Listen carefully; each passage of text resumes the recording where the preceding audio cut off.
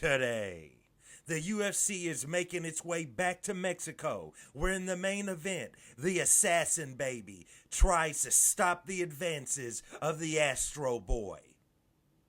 Also, what about Stone Jawline Drew Dober?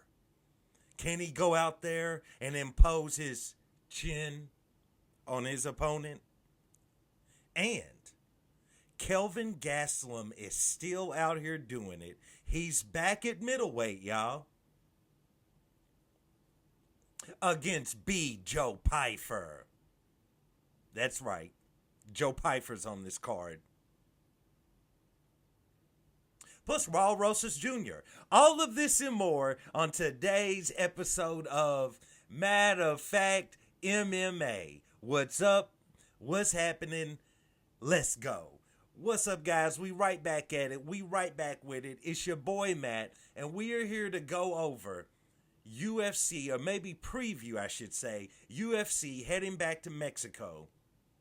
Let me give you the arena there, just in case you want that. They're heading to Arena CDMX to handle a little bit of fist fighting business as they bring a fight night card in which in the main event, the Assassin Baby, Brandon Moreno, steps in the octagon with Astro Boy Steve Erceg. This right here is going to be a movement heavy main event, in my opinion. Movement heavy. A lot of footwork, a lot of movement, usually by both of these men, right? Here's the thing. Brandon Moreno seems to be renewed. He seems to be rejuvenated. It seems like being the champion and having all of those 5-round championship wars. I mean, wars, with the likes of Figgy Smalls, Davison Figueiredo, as well as Pantoja. It'll take a toll on anybody. You got to keep going in the octagon with a dude with blonde hair and a red line in his hair, and another dude who walks out the mini-men. Bro, you got to keep fighting them cats multiple times. It's going to take a toll. You know what I'm saying? And so Brandon Moreno is back. We saw in his last fight, bro, he went out there. Let me take a look at this real quick. Okay, it was Albazi. He went out there and beat the brakes off Albazi. You know what I'm saying? Tough go for Albazi. It was his first fight back after a long layoff and some severe injuries. But Brandon Moreno went out there and made it look easy. You know what I'm saying? He's rejuvenated. He's back. He's stepping in there with Steve Erceg, who's on the 2-fight losing streak. In his last fight, he was knocked out. It's a little sus. Just a little sus. I'm actually going to go along with Brandon Moreno to go out there and get the win. Plus, he's in front of his people. He's there in Mexico. I mean, he's one of the most beloved Mexican stars that the UFC has. You know what I'm saying? I got to go along with Brandon Moreno to get the win. His last fight, his jab looked sharp. You know what I'm saying? He just seemed to be on point everywhere. Takedown defense was on point. Footwork was on point. You know what I'm saying? He's always had some sneaky, tricky, good wrestling and grappling. He just doesn't use it a lot. I could actually see him finishing Erceg probably by rear naked choke. You know what I'm saying? He has a lot of submissions in his career, a lot of them by choke. Kind of has thin forearms, you know what I'm saying? Easy to slide under the throat, do your thing. But Steve Erceg is no joke, but I just think he's running into Brandon Moreno at a weird time to run into Brandon Moreno when you're on a 2-fight losing streak and your last one you got knocked out. So I got to go along with Brandon Moreno to get the win. Now, we're not going to cover all of the fights on this card, even though this card kind of does bang. It kind of does bang. But we're just going to go over the main card and one fight on the prelims that your boy want to check out. Because, again, nowadays, we're just going to go over the fights that Matt's trying to see. You know what I'm saying? Hey, it's my YouTube channel. It's my video. So that's what we going to do. If you want to go over the entire card, go ahead, start your YouTube channel, start you a preview podcast, and do your thing, man. Anyway, how about this? How about the co-main event?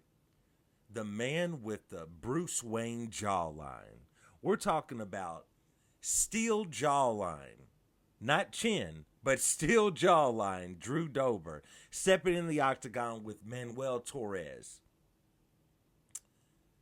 Okay, so I got Manuel Torres, okay? I've never, I mean, I like Drew Dober's fighting style because it's always action packed, and he's pretty much a get or get got kind of fighter. But I've never really been a huge fan of Drew Dober because I've always kind of seen him as a get or get got kind of dude. And generally, fighters that I'm really going to invest in, I like to kind of be able to have a good idea of when they're going to win or lose a fight and not base it out of if they're going to land that knockout shot. Drew Dober, at this point in his career, I just think he's a get or get got guy, period. I don't think you can really count on any sort of consistency from him, especially because he's such an action-packed fighter. The UFC matchmakers tend to put him in there with guys that will bang it out, you know what I'm saying? And so he doesn't really get a chance. He's not going to be a guy that they throw in there with lesser talent. So Drew Dober can definitely get a win. Because once they kind of see where you fall in their pecking order of fighters, like, is this a get or get got guy? Is this guy a guy that's could move on to eventually fight for a title? Is this guy a prospect? Is this guy a boring fighter, an action fighter? What is he? Once they figure that out, that's how they're always going to match make for you. So with that being said, I got to go along with Manuel Torres to get the win because I'm taking a look here. I mean, this dude was on a nice win streak until he ran into Baumundez. And when you're fighting Baumundez, what else do you expect? This dude goes hard. He's not playing any games in the octagon, you know what I'm saying? Baumundez goes out there to win. That was Torres's last loss. You know, before that, it looks like he was on like a 3-fight winning streak in the UFC. You know, not against the best talent, but it could match up with Drew Dober. I'm going to go along with Torres to go out there and get the win. Let's move on in middleweight, you know, up from welterweight. Again, he just goes back and forth. You know what I'm saying? He's just like a needle. Back and forth, back and forth. Kelvin Gastelum stepping back in the octagon against Joe Pyfer. Okay, I got Joe Pyfer, bro. I know Gastelum's coming off a win over Rodriguez. Before that, he lost to Sean Brady. Before that, he lost to Chris Curtis. You know, before that, he lost to Jerry Cantonier. He lost to Robert Whitaker. I mean, bro, it keeps going. Actually, I'm probably missing 12 fights in between there that that Kelvin Gastelum lost. It's hard to keep up with this man's losses. And I used to be a Kelvin Gastelum fan in his younger years. You know what I'm saying? It's weird to say that. But when he was coming off the Ultimate Fighter and stuff. But he's just a fighter that when you look at his career, he could have been more than what he turned out to be. He just didn't have the discipline for it. Definitely his weight class is welterweight. He's undersized for middleweight. But that discipline is a mother, you know what I'm saying? And if he can't nail down that discipline to, you know, make weight each time and come in solid, come in ready, then you're going to get a lesser of a career. And that's what we see out of Kelvin Gastelum. I got to go along, of course, with Joe Pyfer to go out there and get the win. I mean, Kelvin Gastelum has the skills, I will say, to at least make this a 3-round decision for Joe Pyfer. I mean, he didn't get ready to win it, but for Joe Pyfer. But I could also see Pyfer going out there and finishing him early. But I got Joe Pyfer either way. And Kelvin Gastelum continues on his career. You know, I don't even know what to say about Kelvin nowadays. So we're just going to let it go, bro. Because it's, you know, whatever. Anyway, let's move on. Raul Rosas Jr. stepping back in the octagon against Vince Morales. I got Raul Rosas Jr. You know, it is what it is, bro. We're in Mexico. Raul Rosas Jr. is, you know, he's the young star. You know, the UFC keeps pushing forward, trying to capture, you know, that the Mexican eyeballs, the Mexican fans. I got to go along with Raul Rosas Jr. The dude is talented. You know what I'm saying? Really good wrestler, really good grappling, really exciting when it comes to scrambles. and, an expert at taking your back and choking you out straight up. So, and I could definitely see that happening in this fight. I definitely think he can bang with Vince Morales until Vince gets a little bit tired. And at that point, that's when Rosas will take his back and choke him out. So I'm going to go along with Raul Rosas Jr. From there, we have David Martinez in a layup against Simon Oliveira. You look at Simon Oliveira's record. He's also had a long time out of the octagon. Bro, he's being set up to be put down. You know what I'm talking about? He being set up to put down. You know what I'm saying? The matchmakers, they was smoking cigars. They was passing stories. They was like, oh, yeah, we need to make another fight on the main card. What's Simon Oliveira doing? Why you say that? I don't know. We just need a layup fight. We were trying to get, we need a layup fight. We trying to get David Martinez out there in front of some eyeballs in Mexico. His people.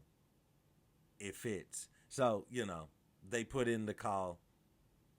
Simon Oliveira's about ready to take a loss. It is what it is. I got David Martinez to go out there and get the win. Next we have, this fight should bang. This should be an action-packed fight. We got Ronaldo Rodriguez stepping in the octagon with Kevin Borjas. Borjas will throw fists, bro. He will throw them hands. This fight should bang. You know what I'm saying? This fight should bang because Rodriguez, he ain't no joke on the stand-up side either. This should be a great fight. Rodriguez is never a slouch in his fights. He always comes in with the action and the intensity. I got to go along with Rodriguez, of course, to get the win. But this fight should definitely bang. It should be action-packed. Then the fight I wanted to highlight on the prelims, not because it's going to be a back and forth war, but because if you're a fan of intense fighters who throw hands, and it's not really about if they necessarily win all the time, if they're going to be a prospect, if they're going to make it to a title, but if you like intense fighters that throw hands, Edgar Chairez is your guy. You know what I'm saying? Edgar Chairez is your guy. If you like a dude that goes out there and just lets the hands fly rapidly, he's not really too much worried sometimes about game plans. He's not worried about what you're going to do. He's not worried about anything. He's not worried about altitude. This dude just goes out there and just throws hands. And at times turns into a bar fight. Not to say that he's not skilled, because he's striking with skill. But his intensity to throw down is what makes it bar fightish. And Vergara, he's fighting CJ Vergara, if I didn't say that. Vergara, bro, he's a dude that looks like, before the bell sounds, he looks like, okay, you're like, this dude's pacing around the octagon. Let's see what he can do. The fight starts, and he moves with a lot of speed. But once he gets caught with that first shot, because he pretty much has no chin, I could say him and his chin are divorced, my ongoing joke on this podcast, on this show, I should say. But at the same time, I'm not sure if he was ever even married to his chin, you know what I'm saying? Because he ain't never really had much of a chin. So I don't even know if his chin and him were ever in a relationship, if they were ever together in life. But he don't have no chin. And so when his fight starts, he moves with a lot of speed. But when he gets caught with that first heavy shot on the chin, homie gets rocked and wobbled easily. And then he begins running. And his way of evading strikes is usually, he's not against turning his back to a fighter and running in the octagon. Go back and check out some of his fights. You'll see it happen quite often. So with that being said, I feel like Chairez is going to go out there, start letting his hands go rapidly, catch CJ. CJ is going to begin to run, and you're just going to see Chairez pounce. Like watching a lion going after a wildebeest. It's not even a wildebeest, something smaller. You know what I'm saying? Bro. You're going to see a predator running down his prey, eventually trapping him up against the cage and firing multiple shots until the referee saves CJ Vergara. That's, in my opinion, that's what I think is going to go down. That's why I'm really interested in seeing the fight. I would be shocked, mouth agape, shocked if CJ Vergara somehow manages to pull off some form of a win against Shirez. I would be shocked. You know what I'm saying? Even though Shirez, is coming off of a loss, I would be shocked. So I just really want to see this, just to see a dude unleash that fury and watch those hands go. And unfortunately, I ain't got nothing against CJ, but he's got to be the guy to take that punishment. So I got Edgar Shirez to go out there and get the win. Like I said, this shouldn't be back and forth. This should be a predator hunting down his prey, but I still want to see it. It's going to be fun. You know what I'm talking about? Crack open a beer for this one, because it's going to be fun. It's going to be fun, bro. Anyway, so those are the fights that I really want to check out on the upcoming show this Saturday. Please like, subscribe, comment. Let me know what fights you want to see off this show. Let me know who you got in the main and the co-main event. And once again, I do want to thank you guys for joining me for another episode of Matter of Fact MMA. And I'll check you next time. Peace.